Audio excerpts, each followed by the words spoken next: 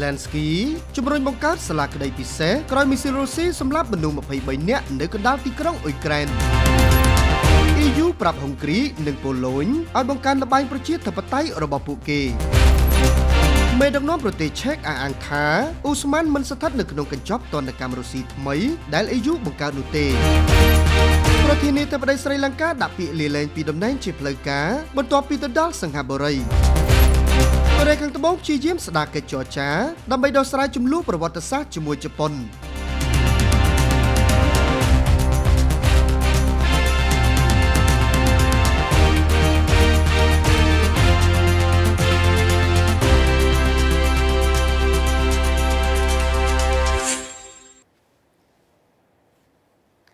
លំអនកាយគ្រប់នឹងជម្រាបសួរទូរទស្សនិកជនដែលទស្សនាពីការផ្សាយរបស់ SBM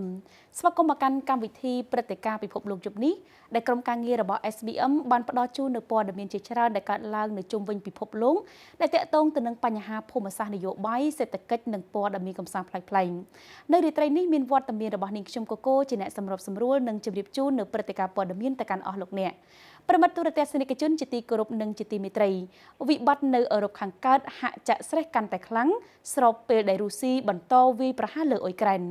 ខណៈដែលលោក Zelensky ជំរុញបង្កើតសាលាក្តីពិសេសក្រោយមីស៊ីលរុស្ស៊ីសម្លាប់មនុស្ស23នាក់នៅកណ្ដាលទីក្រុងអ៊ុយក្រែន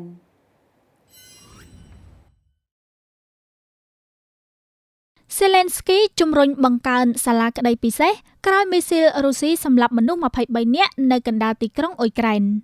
មីស៊ីលរបស់រុស្ស៊ីបានវាយប្រហារតំបន់វីនីសៀនៅកណ្ដាលប្រទេសអ៊ុយក្រែនកាលពីថ្ងៃប្រហ័សទី14ខែកក្កដាដែលបានសម្លាប់មនុស្សយ៉ាងហោចណាស់23នាក់ក្នុងនោះមានកុមារ3នាក់ប្រធានាធិបតីអ៊ុយក្រែនលោក Volodymyr Zelensky បានហៅការវាយប្រហារនេះថាជាអំពើភេរវកម្មដោយបើកចំហការវាយប្រហារនាពេលថ្ងៃត្រង់លើទីក្រុងដែលមានចម្ងាយរាប់រយគីឡូម៉ែត្រពីតំបន់ប្រយុទ្ធជួរមុខនិងការឈ្លានពានរបស់រុស្ស៊ីបានកើតឡើងនៅពេលដែលមន្ត្រីសហភាពអឺរ៉ុបបានកោះប្រជុំនៅទីក្រុងឡាអេដើម្បីពិភាក្សាអំពីឧក្រិដ្ឋកម្មសង្គ្រាមនៅអ៊ុយក្រែននៅក្នុងសន្ទរកថាប្រចាំថ្ងៃកាលពីល្ងាចថ្ងៃប្រហ័សទី14ខែកក្កដាលោក Zelensky បានបញ្ជាក់ពីចំនួនអ្នកស្លាប់ហើយបានលើកឡើងថាចំនួនអ្នកស្លាប់ទំនងជាកើនឡើងដោយមនុស្សរាប់សិបនាក់នៅតែបាត់ខ្លួននិងជាច្រើនអ្នកទៀតកំពុងសម្រាប់ព្យាបាលនៅមន្ទីរពេទ្យក្នុងស្ថានភាពធ្ងន់ធ្ងរលោកបានបន្តថាគ្មានរដ្ឋណាមួយក្នុងពិភពលោកបង្កការគំរាមកំហែងបែបភេរវកម្មដោយរុស្ស៊ីទេគ្មានរដ្ឋណាមួយនៅក្នុងពិភពលោកដែលអនុញ្ញាតឲ្យបំផ្លាញសន្តិភាពនិងជីវិតមនុស្សសាមញ្ញជាមួយនឹងការវាយប្រហារដោយមីស៊ីលជារៀងរាល់ថ្ងៃនោះទេស្របពេលដែលអគ្គលេខាធិការអង្គការសហប្រជាជាតិលោក Anthony Guterres បាននិយាយថាលោករន្ធត់ចិត្តចំពោះការវាយប្រហារនេះខណៈដែលសហភាពអឺរ៉ុបបានថ្កោលទោសថាវាជាអំពើឃោរឃៅភាគីទាំងពីរបានអំពាវនាវឲ្យមានការទទួលខុសត្រូវចំពោះការវាយប្រហារនេះលើពីនោះលោក Zelensky បានជំរុញឲ្យមន្ត្រីតុលាការឧក្រិដ្ឋកម្មអឺរ៉ុបនិងអន្តរជាតិបើកសាលាក្តីពិសេសដើម្បីឆ្លើយតបទៅនឹងការឈ្លានពានរបស់រុស្ស៊ីដែលលោកបានលើកឡើងថាខ្ញុំជឿថាវាជិះមិនរួចទេដែលតុលាការឧក្រិដ្ឋកម្មអន្តរជាតិនឹងនាំឲ្យមានការទទួលខុសត្រូវចំពោះឧក្រិដ្ឋកម្មដែលស្ថិតនៅក្រោមយុត្តាធិការរបស់ខ្លួនឧក្រិដ្ឋកម្មសង្គ្រាមឧក្រិដ្ឋកម្មប្រឆាំងមនុស្សជាតិអំពើប្រល័យពូជសាសន៍រុស្ស៊ីបានចូលឈ្លានពាននៅថ្ងៃទី24ខែកុម្ភៈហើយចំនួននៅអឺរ៉ុបខាងកើតមួយនេះបានធ្វើឲ្យមនុស្សរាប់ពាន់នាក់បានស្លាប់បំផ្លាញទីក្រុងនិងបង្ខំមនុស្សរាប់លាននាក់ឲ្យភៀសខ្លួនចេញពីផ្ទះសម្បែងជារៀងរាល់ថ្ងៃរុស្ស៊ីសម្លាប់ជនស៊ីវិលសម្លាប់កុមារអ៊ុយក្រែនតាមរយៈការវាយប្រហារដោយមីស៊ីលលើមូលដ្ឋានស៊ីវិលដែលមិនមានគោលដៅយោធាតើនេះជាអ្វីបើមិនមែនជាអំពើភេរវកម្មបើកចំហ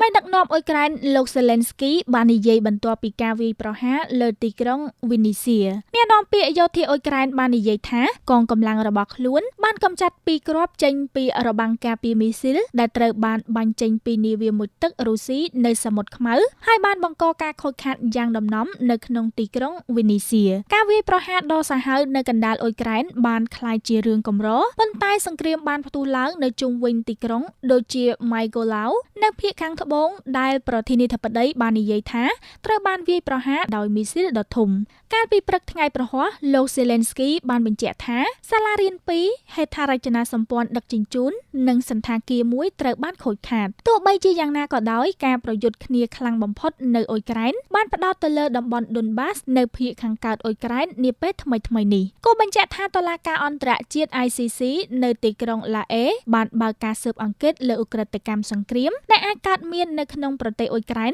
ត្រឹមតែប៉ុន្មានថ្ងៃបន្ទាប់ពីកងកម្លាំងរបស់ទីក្រុងមូស្គូបានលុកលុយហើយបានបញ្ជូនអ្នកស៊ើបអង្កេតរាប់សិបនាក់ទៅកាន់ប្រទេសដើម្បីប្រមូលភស្តុតាង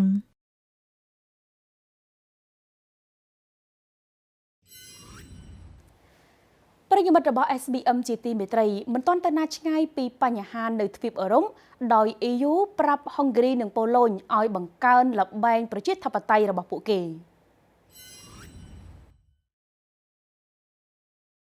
EU ប្រាប់ហុងគ្រីនិងប៉ូឡូញឲ្យបង្កើនល្បែងប្រជាធិបតេយ្យរបស់ពួកគេសហភាពអឺរ៉ុបបានប្រាប់ប្រទេសហុងគ្រីនិងប្រទេសប៉ូឡូញនៅក្នុងកិច្ចធ្វើឲ្យប្រសើរឡើងនៅឯករាជ្យភាពរបស់តុលាការនិងប្រព័ន្ធផ្សព្វផ្សាយក៏ដូចជាការការពារនិងប្រឆាំងនឹងអំពើពុករលួយដែលនិយាយថាលក្ខខណ្ឌក្នុងការដោះសោជំនួយរាប់ពាន់លានសម្រាប់ប្រទេសទាំងពីរនេះមិនទាន់បានសម្រេចនោះទេហើយការព្រួយបារម្ភធ្ងន់ធ្ងរនៅតែមានការវិយតម្លៃនេះបានធ្វើឡើងនៅក្នុងរបាយការណ៍នីតិរដ្ឋថ្មីរបស់នាយកប្រតិបត្តិសហភាពអឺរ៉ុបដែលរួមមានការណែនាំសម្រាប់ការកែលម្អលទ្ធិប្រជាធិបតេយ្យនៅក្នុងរដ្ឋដែលសមាជិកទាំង27របស់ប្លុកពីការបង្ហាញផ្នែកហិរញ្ញវត្ថុកាន់តែប្រសើរឡើងដោយមន្ត្រីរហូតដល់ការគ្រប់គ្រងឌីជីថលនៃរដ្ឋបាលសាធារណៈប៉ុន្តែងាកមកសម្លឹងមើលអតីតប្រទេសកុម្មុយនីសទាំងពីរដែលរដ្ឋាភិបាល Eurosceptic បាននឹងកំពុងប្រយុទ្ធគ្នាកាន់តែជូរចត់ជាមួយនឹងសហភាពអឺរ៉ុបជុំវិញការធ្វើចំណាកស្រុកសិទ្ធិមនុស្សកិច្ចការបរិស្ថាននិងតម្លៃលទ្ធិប្រជាធិបតេយ្យស្នងការអឺរ៉ុបទទួលបន្ទុកតម្លៃនិងតម្លាភាពលោកស្រី Vera Jourova បាននិយាយនៅក្នុងបទបង្ហាញរបាយការណ៍មួយថាសង្គ្រាមរបស់រុស្ស៊ីនៅប្រទេសអ៊ុយក្រែនគឺជាការរំលឹកមួយទៀតអំពីសារៈសំខាន់នៃការងាររបស់យើងក្នុងការលើកកម្ពស់និងគាំទ្រនីតិរដ្ឋនៅក្នុងសហភាពអឺរ៉ុបនិងមានលើសពីនេះទៅទៀតយើងអាចរក្សាភាពជឿជាក់បានលុះត្រាតែផ្ទះរបស់យើងមានសណ្ដាប់ធ្នាប់ EU បានកំណត់ឲ្យនៅដាច់ដោយឡែកពីតួនាទីរបស់រដ្ឋមន្ត្រីក្រសួងយុតិធធម៌និងអគ្គរដ្ឋអាជ្ញាក្នុងការធ្វើឲ្យប្រសើរឡើងនៅសិទ្ធិដែលទទួលបានរបស់សង្គមស៊ីវិលក្នុងការបង្កើតគោលនយោបាយនិងធានានៅដំណើរការយុតិធធម៌ក្នុងការសម្រេចចិត្តលើអាជ្ញាប័ណ្ណផ្សព្វផ្សាយរបស់ប្រព័ន្ធផ្សព្វផ្សាយនេះមិនមែននិយាយអំពីនីតិរដ្ឋនោះទេរដ្ឋមន្ត្រីក្រសួងយុតិធធម៌របស់ប្រទេសប៉ូឡូញលោក Zbigniew Ziobro ដែលជាអគ្គរដ្ឋអាជ្ញារបស់ប្រទេសនិងជាអ្នកនៅពីក្រោយការរុះរើតុលាការប៉ូឡូញបានលើកឡើងបែបនេះលោក Ziobro បានប្រាប់សន្និសីទសារព័ត៌មានក្នុងប្រតិកម្មទៅនឹងអនុសាសន៍របស់គណៈកម្មការថាវាគឺជាអំពើមួយក្នុងការផ្ដួលរំលំរដ្ឋាភិបាលដែលមានអាណត្តិប្រជាធិបតេយ្យក្នុងប្រទេសប៉ូឡូញចា៎ខណៈដែល EU បង្កើនការដាក់ទណ្ឌកម្មលើទីក្រុងមូស្គូមេដឹកនាំប្រទេសឆេកអះអាងថាអ៊ូស្ម៉ាន់មិនស្ថិតនៅក្នុងកញ្ចប់ទណ្ឌកម្មរុស្ស៊ីថ្មីដែល EU បង្កើតនោះទេមេដឹកនាំប្រទេសឆេកអះអាងថាអ៊ូស្ម៉ាន់មិនស្ថិតនៅក្នុងកញ្ចប់ទណ្ឌកម្មរុស្ស៊ីថ្មីដែល EU បង្កើតនោះទេមេដឹកនាំប្រទេសឆេកបាននិយាយថាអ៊ូស្ម៉ាន់មិនស្ថិតនៅក្នុងកញ្ចប់ទណ្ឌកម្មរុស្ស៊ីដែលសហភាពអឺរ៉ុបបង្កើតនោះទេត្រង់ចំណុចនេះលោកនាយករដ្ឋមន្ត្រីឆេកលោក Petr Fiala បានប្រាប់មកកាន់ Reuters ថាសហភាពអឺរ៉ុបកំពុងរៀបកញ្ចប់ទណ្ឌកម្មទី7ប្រឆាំងទៅនឹងទីក្រុងមូស្គូប៉ុន្តែខ្លួនមិនទប់ស្កាត់ការនាំចូលនៅអ៊ូស្ម៉ាន់ពីរុស្ស៊ីនោះទេលោក Fiala បាននិយាយថាទណ្ឌកម្មថ្មីនេះត្រូវបានបញ្ចប់ការរៀបចំឡើងដោយនាយកប្រតិបត្តិរបស់សហភាពអឺរ៉ុបនៅក្នុងការបង្កើតនូវសម្ពាធលើការឈ្លានពានរបស់រុស្ស៊ីមកលើអ៊ុយក្រែនដែលត្រូវបានគេរំពឹងថានឹងហាមឃាត់ការនាំចូលមាសនិងពង្រីកបញ្ជី2ដងនៃទំនិញប្រើប្រាស់ដែលត្រូវបានហាមឃាត់សម្រាប់ការនាំចេញទៅកាន់ប្រទេសរុស្ស៊ីនិងកំណត់គោលដៅបុគ្គលបន្ថែមទៀតលោក Fiala បាននិយាយនៅក្នុងបទសភាមួយថាគណៈកម្មការអឺរ៉ុបគួរតែត្រៀមខ្លួនជាស្រេចដើម្បីបង្ហាញកញ្ចប់នេះនៅក្នុងប៉ុន្មានថ្ងៃខាងមុខហើយរដ្ឋដែលជាសមាជិកអាចយល់ព្រមភ្លាមៗបន្ទាប់ពីនោះលោកបន្តថាអ្វីដែលជាបញ្ហាគឺជាការបញ្ចូលនៅធម្មពលក្នុងទណ្ឌកម្មព្រោះច្បាប់ត្រូវតែសង្កេតឃើញថាទណ្ឌកម្មត្រូវតែមាននូវឥទ្ធិពលខ្លាំងលើរុស្ស៊ីជាងប្រទេសដែលបានដាក់ទណ្ឌកម្មលោក Fiala បាននិយាយថាមិនមានឱកាសដែលអ៊ូស្ម៉ាន់នឹងត្រូវបានរួមបញ្ចូលនោះទេលោកបានបន្តថាខ្ញុំគិតថាវាមិនគួរមានទេព្រោះប្រទេសមួយចំនួនពឹងផ្អែកលើអ៊ូស្ម៉ាន់របស់រុស្ស៊ីសាធារណរដ្ឋឆេកបានចូលទៅកាន់តំណែងជាប្រធានាធិបតីរយៈពេល6ខែរបស់សហភាពអឺរ៉ុបនៅថ្ងៃទី1ខែកក្កដាគឺជាប្រទេសមួយនៅក្នុងចំណោមប្រទេសទាំងនោះដែលពឹងផ្អែកលើប្រទេសរុស្ស៊ីសម្រាប់តម្រូវការអ៊ូស្ម៉ាន់ស្ទើរតែទាំងអស់ សរុបមកសហភាពអឺរ៉ុបបានពឹងផ្អែកលើរុស្ស៊ីចំនួន 40% នៃឧស្ម័នមុនពេលដែលទីក្រុងមូស្គូបានឈ្លានពានប្រទេសអ៊ុយក្រែននោះលោកហ្វីឡាបាននិយាយថាប្រទេសឆែកកំពុងធ្វើអ្វីគ្រប់យ៉ាងដែលពួកគេអាចធ្វើទៅបានដើម្បីកាត់បន្ថយនូវការពឹងផ្អែកលើថាមពលរបស់រុស្ស៊ីប៉ុន្តែវានឹងមិនកើតមានឡើងនៅក្នុងរដូវរងានោះទេការដាក់ទណ្ឌកម្មទាំង6ជុំដំបូងរួមមានការបង្កកទ្រព្យសម្បត្តិនិងការហាម5ទឹកតការលើមន្ត្រីនិងមន្ត្រីរាជការរុស្ស៊ីការគ្រប់គ្រងការនាំចេញការបង្កកនូវទ្រព្យសម្បត្តិធនាគារកណ្ដាលការកាត់ធនាគារចេញពីប្រព័ន្ធផ្ញើសារ Swiss និងហាមឃាត់ការនាំចូលនៅធ្យូងថ្មនិងប្រេងរបស់រុស្ស៊ីប៉ុន្តែការនាំចូលឧស្ម័នមិនត្រូវបានប៉ះពាល់សូម្បីតែចំពេលមានការអំពាវនាវពីអ៊ុយក្រែនសម្រាប់ការដាក់ទណ្ឌកម្មបែបនេះការដាក់ទណ្ឌកម្មចុងក្រោយបំផុតកំពុងត្រូវបានរៀបចំពេលមានការភ័យខ្លាចកាន់តែខ្លាំងឡើងនៅក្នុងទ្វីបអឺរ៉ុបដែលថារុស្ស៊ីអាចបន្តការថែទាំតាមកាលវិភាគនៃបំពង់បង្ហូរឧស្ម័ន Nord Stream 1ដែលបានចាប់ផ្ដើមពីថ្ងៃទី11ខែកក្កដាហើយនឹងមានរយៈពេល10ថ្ងៃចុងក្រោយនោះនឹងរារាំងការផ្គត់ផ្គង់របស់អឺរ៉ុបបន្ថែមទៀតនិងរំខានទៅដល់ផែនការរបស់បណ្ដាប្រទេសនានានៅក្នុងការបំពេញកន្លែងស្តុកទុកសម្រាប់រដូវរងាដោយនាំពួកគេចូលទៅក្នុងវិបត្តិថាមពល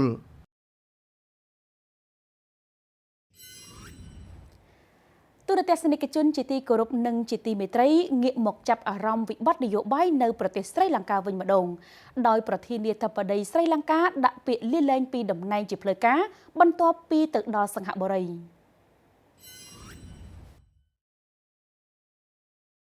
ប្រធានាធិបតីស្រីលង្កាដាក់ពាក្យលាលែងពីតំណែងជាផ្លូវការបន្ទាប់ទៅដល់សិង្ហបុរីប្រធានាធិបតីស្រីលង្កាលោក Gotabaya Rajapaksa បានដាក់ពាក្យលាលែងពីតំណែងភ្លាមៗបន្ទាប់ពីបានទៅដល់ប្រទេសសិង្ហបុរីកាលពីថ្ងៃប្រហ័សទី14ខែកក្កដាប៉ុន្មានថ្ងៃបន្ទាប់ពីប្រមុខរដ្ឋរូបនេះបានរត់ចេញពីការតវ៉ាដែលបង្កឡើងដោយវិបត្តិសេដ្ឋកិច្ចដ៏អាក្រក់បំផុតមិនធ្លាប់មានរបស់ប្រទេសនេះបើតាមការិយាល័យប្រធានសភាបានបញ្ជាក់អ្នកនាំពាក្យរបស់ប្រធានាធិបតីស្រីលង្កាលោក Indonel Yapa បាននិយាយថាការលាលែងពីតំណែងតាមអ៊ីមែលរបស់លោក Gotabaya Rajapaksa នឹងត្រូវបានពិនិត្យមុនពេលប្រកាសជាផ្លូវការដែលរំពឹងទុកថានឹងធ្វើឡើងនៅថ្ងៃសុក្រទី15ខែកក្កដាឆ្នាំ2022នេះលោករ៉ាចាប៉ាសាបានភៀសខ្លួនចេញពីប្រទេសស្រីលង្កាកាលពីថ្ងៃពុធបន្ទាប់ពីក្រុមបាតកោបានសម្រុកចូលវិមានរបស់លោកកាលពីចុងសប្តាហ៍ដោយលោកបានធ្វើដំណើរទៅកាន់ប្រទេសម៉ាឌីវនិងបន្ទាប់ក៏ទៅប្រទេសសិង្ហបុរីហើយលោករ៉ាចាប៉ាសានឹងក្លាយទៅជាប្រធានាធិបតីដំបូងគេដែលលាលែងពីតំណែងចាប់តាំងពីប្រទេសស្រីលង្កាបានអនុម័តរបបប្រធានាធិបតីក្នុងឆ្នាំ1978លោកយ៉ាប៉ាបានប្រាប់សារព័ត៌មាន AFP ថាភាពត្រឹមត្រូវនិងភាពស្របច្បាប់នៃអ៊ីមែលដែលត្រូវបានពិនិត្យមុនពេលទទួលយកជាផ្លូវការវងមនុស្សដែលខ្លះក្រវីទង់ជាតិនឹងបានរួមនឹងស្រែកច្រៀងអបអរនៅខាងក្រៅលេខាធិការដ្ឋានប្រធានាធិបតីខណៈដែលព័ត៌មាននៃការលាលែងពីតំណែងបានផ្ទុះឡើងនៅក្រោមរដ្ឋធម្មនុញ្ញរបស់ប្រទេសស្រីលង្កាលោកនាយករដ្ឋមន្ត្រី Ranil Wickremesinghe ដែលក៏ត្រូវបានទាមទារឲ្យមានការលាលែងពីតំណែងពីសំណាក់ក្រុមបាតកោដែរនោះនឹងក្លាយទៅជាប្រធានាធិបតីស្រីទីដោយស្វ័យប្រវត្តិរហូតដល់សភាអាចតែងតាំងអ្នកស្នងតំណែងលោករ៉ាចាផាសាប្រពន្ធរបស់លោកអ៊ីអូម៉ានិងអង្គរៈ2នាក់ទៀតបានទៅដល់សិង្ហបុរីតាមរយៈជើងហោះហើររបស់ក្រុមហ៊ុនអាកាសចរសាឌីក្នុងនាមជាប្រធានាធិបតីលោករ៉ាចាផាសាទទួលបានអភ័យឯកសិទ្ធិពីការចាប់ខ្លួនហើយលោកក៏ត្រូវបានគេមើលឃើញថាចង់ទៅក្រៅប្រទេសមុនពេលចុះចេញពីតំណែងដើម្បីជៀសវាងលទ្ធភាពនៃការឃុំខ្លួនខណៈដែលអតីតប្រធានាធិបតីម៉ាឌីវMohamad Nehen ត្រូវបានគេជឿថាបានដើរតួនាទីនៅពីក្រោយឆាកនៃការនាំលោកចេញពីប្រទេសលោករ៉ាចាប៉ាសាភ័យខ្លាចថាលោកនឹងត្រូវបានគេសម្លាប់ប្រសិនបើលោកបន្តនៅក្នុងប្រទេសក្រសួងការបរទេសសិង្ហបុរីបញ្ជាក់ថាលោករ៉ាចាប៉ាសាត្រូវបានអនុញ្ញាតឲ្យចូលទៅក្នុងរន្ធសម្រាប់ដំណើរទស្សនកិច្ចឯកជនដោយបន្ថែមថាលោកមិនបានស្នើសុំសិទ្ធិជ្រកកោននោះទេហើយក៏មិនបានទទួលសិទ្ធិជ្រកកោនណាមួយដែរយោងតាមប្រភពសន្តិសុខស្រីលង្កាបានឲ្យដឹងថាលោកត្រូវបានគេរំពឹងថានឹងមើលទៅស្នាក់ការនៅក្នុងប្រទេសសិង្ហបុរីមួយរយៈសិន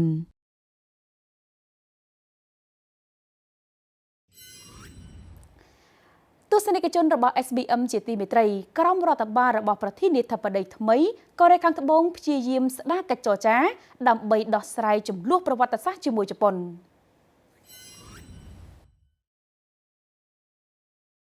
កូរ៉េខាងត្បូងព្យាយាមស្ដារកិច្ចចរចាដើម្បីដោះស្រាយជម្លោះប្រវត្តិសាស្ត្រជាមួយជប៉ុន កូរ៉េខាងត្បូងសង្ឃឹមថាដំណើរទស្សនកិច្ចកម្រិតខ្ពស់ទៅកាន់ទីក្រុងតូក្យូនៅសប្តាហ៍ក្រោយនឹងចាប់ផ្ដើមកិច្ចពិភាក្សាក្នុងគោលបំណងឈានទៅរកការដោះស្រាយនៃជម្លោះប្រវត្តិសាស្ត្របើទោះបីជាមានការព្រួយបារម្ភអំពីការស្លាប់របស់អតីតនាយករដ្ឋមន្ត្រីជប៉ុនលោក Shinzo Abe អាចរំខានដល់កិច្ចខិតខំប្រឹងប្រែងដើម្បីជួសជុលទំនាក់ទំនងរបស់ប្រទេសទាំងពីរក៏ដោយទំនាក់ទំនងរវាងសម្ព័ន្ធមិត្តអាស៊ីខាងជើងទាំងពីររបស់អាមេរិកមានភាពតានតឹងជុំវិញជម្លោះដែលទាក់ទងទៅនឹងការកាន់កាប់កូរ៉េឆ្នាំ1910ដល់ឆ្នាំ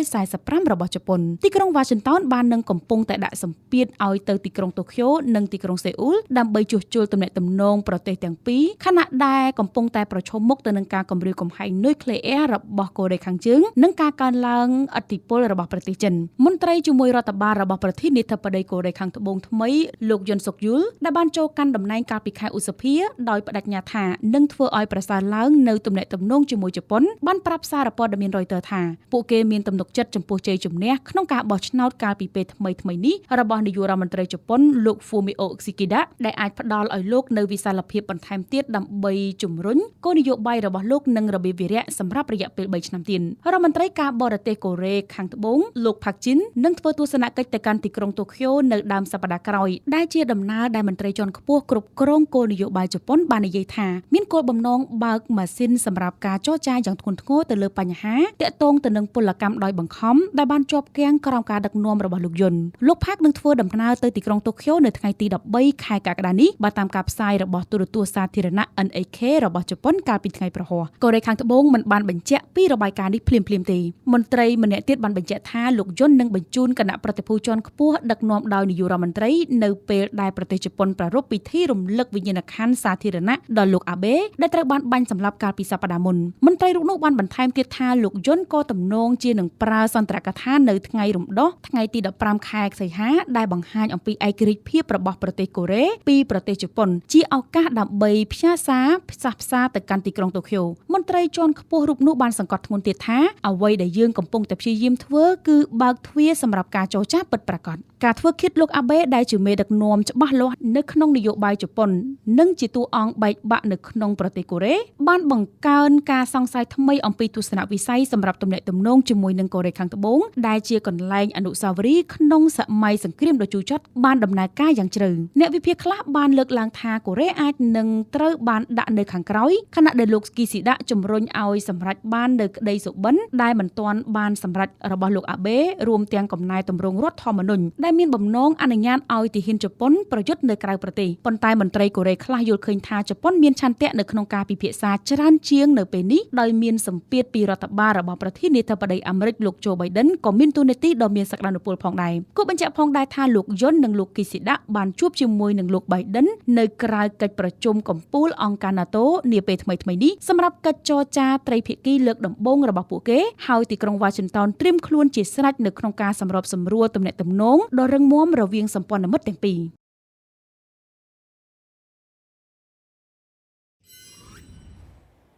ចា៎ចំពោះព័ត៌មានបន្ទាប់សម្រាប់កម្មវិធីរបស់យើងនារាត្រីនេះគឺពាក់ព័ន្ធទៅនឹងភរិយាដំបូងរបស់អតីតប្រធានាធិបតី Donald Trump ទទួលមរណភាពនៅក្នុងវ័យ73ឆ្នាំ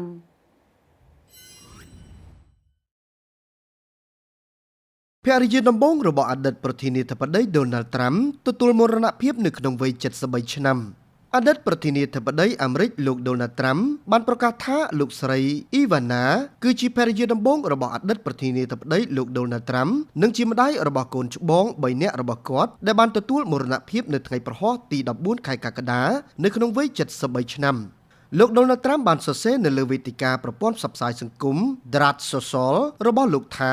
Ivana Trump ត្រូវបានទទួលមរណភាពនៅផ្ទះរបស់គាត់នៅក្នុងទីក្រុង New Yorkគាត់មិនបានផ្ដល់នូវមូលហេតុនៃការស្លាប់របស់លោកស្រីនោះទេប៉ុន្តែអ្នកកាសែត New York Times បានរាយការណ៍ថាអាជ្ញាធរកំពុងស៊ើបអង្កេតថាតើលោកស្រីត្រូវបានរអិលជើងធ្លាក់ពីលើជណ្ដើរនៅឯផ្ទះល្វែងនៅក្នុងទីក្រុង Manhattan របស់គាត់ឬក៏យ៉ាងណា แนวนอมเปียนยุกฐานปลีระบอบตีกรงนิวยอร์กบานปรับตีพงะเงียซาปอดเมียนบารังในขนมสิกได้แถลงการตามระยะอีเมลท่ามนตรีบานฉลายตอบการหาโทรศัพท์ในอาศัยฐานระบอบลูกสไลในมองประหารดับปี1 สาย10 นาทียุบแนวนอมเปียบานในยัยท่าในเป็นหมกดอลตีกันไหลกัดไฮนูมนตรีบานสังเกตคืนท้าสตรีอายุ73 ชนะมันเนี้ยสลบบัดบองในสมาร์ดเซวาสังครูบรรทอนบานฉลายตอบแต่หนึ่งตีตังหนึ่งประกาศถาจนดวงครัวบานสลับหนึ่งกันไหลกัดไฮดหายเสกได้แถลงการบานบรรทายท้าหากโดยจีมันมีอุกฤษกรรมนามุยเตให้ท่านเนี่ยพินิจสุขภาพในที่กรงหนึ่งกำหนดหนึ่งมูลเหตุในการสลับประตูใบจีแบบนี้ลูกโดนัลด์ทรัมป์อายุ76 ชนะบานในเย่ในขนมบันไดสังคมระบกอดท่าลูกสไลอีวานาทรัมป์คือชีสตรีดอกอาจารย์มันเนี้ยดอกสระสะอาดนึ่งอาจารย์ชีนักดักน้อมดอกกำรูจมพูมนุกรุบขณีลูกบานบรรทามติดท่าโมตนาเพียบหนึ่งสิกได้รีระบลูกสไลคือจีโกนใบเนี้ยระบกอดคือโดนัลด์เจอไอวันกาหนึ่งเอริกกอดวัชมีนมุตนาเพียบจมพูปุกีครั้งนะได้ยังตั้งออกนี้มีมุตนาเพียบจมพูลูกสไลสมเตยบานซกอีวานาลูกสไลอีวานาทรัมป์เชียดาราโมเดลได้กอดบานทุ่มถอดหลังในกรองการกรุบกรองระบบกุมวินีในอดีตประเทศเชโกสโลวากีดังบานรีบการจมูกดังลูกโดนัลด์ทรัมป์บรรทบมกก็คลายติดเชื้อในอภิวัตอาจลนาตรอบดอลลาร์ใบมันเนี้ยในครั้งชนะมีป้อน977 ปีก่อนดำบงระบบปุเก๋คือโดนัลด์เจอบ้านการในครั้งชนะนูลูกสไลอีวานาทรัมป์บ้านการในขนมชนะมีป้อน980 ให้เอริกโกนระบกอดบ้านการในขนมชนะมีป้อน980 เอริกทรัมป์บานบังฮอสาในเลยอินสตาแกรมการปิดไงประฮอกโดยกรุบแต่ดอลมาได้ระบกอดให้กอชินะจิสกี้ดอลออมเนี้ยในขนมวัยกุมารเพียบในอารมณ์ขังเกิดซาบังฮอบานในยัยท้ามาได้ระบยื่นคือชีสตรีดอกอาจารย์ขนมการถืออาชีวกรรมอัตตาปลึกลุมดับพิภพโลกแตงมินสำหรับสระสะอาดนึ่งมาได้ได้ยกจัดตุกดะก็ชิมดเพะดอลอ้อสำหรับโกนลูกบ้านบรรทายติดท้าเนียงประกอบจีนึกมาได้ระบเนียงร่วมแต่งโกนแต่งใบเนี้ยนึ่งใจแต่งดอกเนี้ยเป็นมือตัวสวอต80ครูซาตรโกลทรัมคือจิกูสวาไม่แพรเยียได้มีเกจมุกผู้บำพดในที่กรุงนิวยอร์กได้มีระเบียบรูนเนอร์ดอกกัมพูลระบบปุเขได้บานบังฮันอมปีเพียบหัวประมาณในศตวรรษนี้อำนาจหนึ่งเพียบระบายระบายระบบปุเขบานการล้างในเปิดได้อาชีวกรรมอาจลนาตรอบระบลูกทรัมบานการล้างโดยสาลูกสไลอีวานาทรัมตัวบ้านในตัวนาทีสำคัญจิตรันในขนมอาชีวกรรมแต่งนุ่งการใบบักนี้ระเวียงกอดแต่งปีบานทั่วมีในการพยับเอาหนึ่งปีจะจามรามท่าบานการล้างมือพนัยโดยตำแหน่งตำแหน่งสนายห้าระบลูกโดนทรัมป์ชิมวยนังดาราสมเด็จมาลามาพอลส์ได้บานประดอลในคลัมซาดอกแอมไฮม์สำหรับเนี่ยกษัตริย์นิวยอร์กลูกโดนัลด์ทรัมป์หนึ่งลูกสไลอีวานาทรัมป์บานเล็งแลคนี้ในดามศตวรรษที่90ให้ในชนะไม่ปอน990อนาคตประเทศในทบดีบานเรียบการชิมวยนังเนี่ยเนียงมาพอล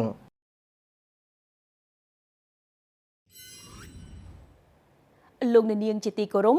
มนดำนาตัวสนะกัจเตอร์อาราบีซาอุดินไบเดนสวากมการสำหรับจัดอาราบีซาอุดินขนมการเบิกดำนาการกรมพลอากาศโจแต่งอ้อชิมวยอิสราเอล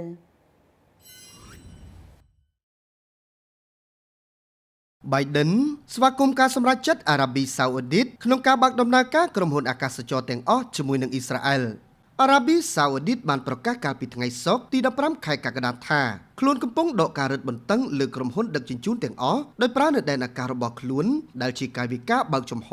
ចំពោះអ៊ីស្រាអែលមុនពេលប្រធានាធិបតីអាមេរិកលោកโจ ไบเดนមកដល់មេដឹកនាំអាមេរិកបានស្វាគមន៍ការសម្រេចចិត្តជាប្រវត្តិសាស្ត្រដែលជាវិធានការផ្សះផ្សាចុងក្រោយបង្អស់របស់លោករីយ៉ាតទាក់ទងទៅនឹងរដ្ឋស្វីសដែលខ្លួនបានបដិសេធមិនទទួលស្គាល់ទោះបីជាមានការខិតខំប្រឹងប្រែងយ៉ាងខ្លាំងពីសំណាក់អ៊ីស្រាអែលដើម្បីបង្កើតនូវទំនាក់ទំនងជាមួយនឹងបណ្ដាប្រទេសអារ៉ាប់ក៏ដោយអារ៉ាប៊ីសាអូឌីតបាននិយាយនៅក្នុងសេចក្តីថ្លែងការណ៍មួយនៅលើ Twitter ថាអាជ្ញាធរអាកាសចរស៊ីវិលអារ៉ាប៊ីសាអូឌីតបានប្រកាសការសម្រេចចិត្តក្នុងការបើកនៅដែនអាកាសសម្រាប់ក្រុមហ៊ុនអាកាសចរទាំងអស់ដែលបំពេញតាមតម្រូវការរបស់អាជ្ញាធរសម្រាប់ការហោះហើរលើការសម្រេចចិត្តនេះត្រូវបានធ្វើឡើងដើម្បីបំពេញបន្ថែមនៅកិច្ចខិតខំប្រឹងប្រែងរបស់ព្រះរាជាណាចក្រក្នុងគោលបំណងបង្រួបបង្រួមទីតាំងរបស់ព្រះរាជាណាចក្រជាមួយនឹងមជ្ឈមណ្ឌលពិភពលោកដែលតបជាប់ទ្វីបទាំង3ទីប្រឹក្សាសន្តិសុខជាតិអាមេរិកលោក Jake Sullivan បាននិយាយនៅក្នុងសេចក្តីថ្លែងការណ៍ថាការសម្រេចចិត្តនេះគឺជាលទ្ធផលនៃទំនាក់ទំនងការទូតដ៏ខ្ជាប់ខ្ជួននិងជាគោលការណ៍របស់ប្រធានាធិបតីជាមួយនឹងអារ៉ាប៊ីសាអូឌីតក្នុងរយៈពេលជាច្រើនខែ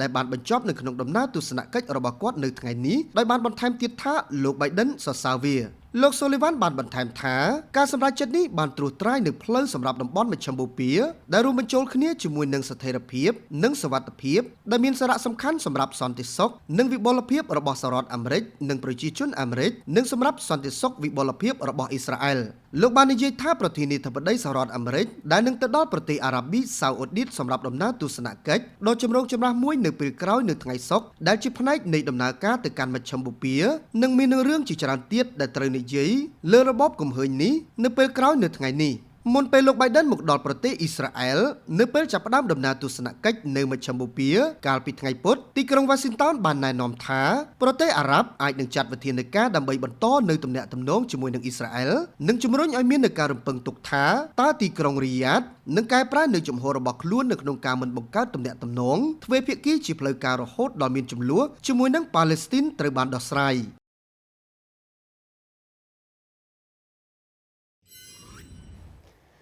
ប្រិមត្តទូរទស្សនិកជនលោកអ្នកបានជ្រាបច្បាស់នៅព្រឹត្តិការណ៍ព័ត៌មានអន្តរជាតិដែលរៀបចំពីក្រុមការងាររបស់ SBM ខណៈពេលនេះពេលវេលាក៏ដល់ម៉ោងកំណត់វត្តមាននេះខ្ញុំក៏សូមខន្តីនឹងអភ័យទោសរកកំហុសខុសឆ្គងតាំងពីដើមរហូតដល់ចំគ្រប់ជូនពរទូរទស្សនិកជនសុខភាពល្អនិងសំណាងល្អ